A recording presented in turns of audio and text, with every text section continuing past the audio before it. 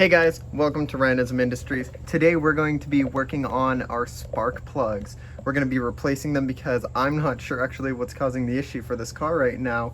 And spark plugs are one of the easy, cheap things to try.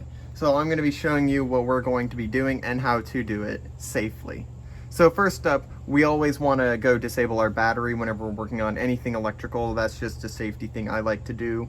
So let's get over there right now. So it's basically a common redundancy I have where I have to always disable the battery. It's just a safety thing I always like to do, just in case. It's better to be safe than sorry, and then the one time you decide not to do it, it's actually going to be an issue. So once we just get the ground and then the active line off, we'll be good. We just set them off to the side.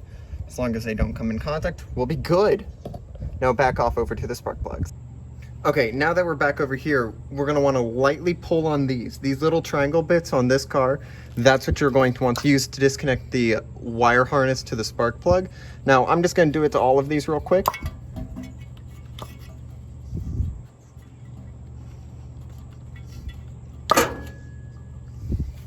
Okay, now that we have all of those off, you're going to want to get a deep socket piece just so then you can actually get down in there. And then I recommend getting an extender just to help you. Now for this, my spark plugs are 5/8 and they're slightly different per different car. So let's get them removed.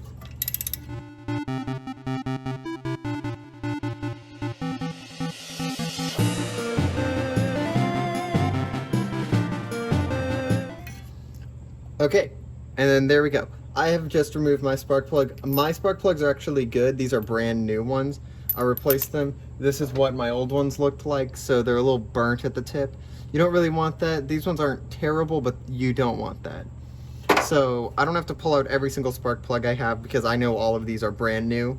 So, and when you do that, I recommend buying brand new ones. Let's get this back in there and I'll show you what spark plugs I got.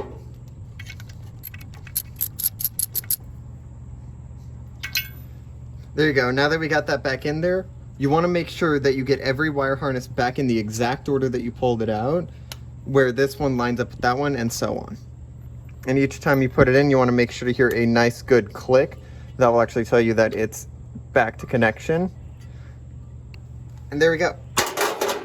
Now, when I went to go get spark plugs, I just took out my old ones, and on them they say BKR6E, and I was able to take it to AutoZone, and they were able to get me this. It's an AC Delco rapid fire spark plug.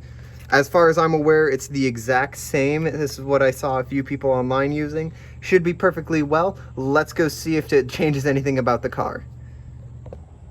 Now, before we actually test the car, we're gonna wanna re-put the battery back together, make sure that it actually will work.